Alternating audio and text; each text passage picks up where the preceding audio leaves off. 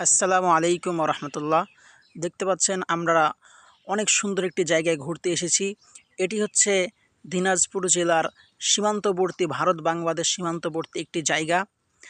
আমরা বাংলাদেশ ভারত সীমান্তের শেষ প্রান্তে রয়েছি। দেখতে পাচ্ছেন এটি হচ্ছে বাংলাদেশ ভারত সীমান্ত পিলার। আমরা বাংলাদেশ ভারত সীমান্ত পিলার পার হয়ে ভারতের মধ্যে ঢুকে গেলাম।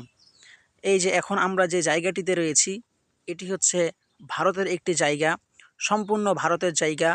আমরা বাংলাদেশের সীমান্ত পার হয়ে বর্তমানে এখন যে ভারতে রয়েছি।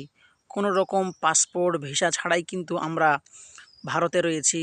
দেখতে পাচ্ছেন যে ভারতের এই যে এখানে একটা গ্রাম রয়েছে এবং এই গ্রামটি সম্পূর্ণ গাছে ঘেরা।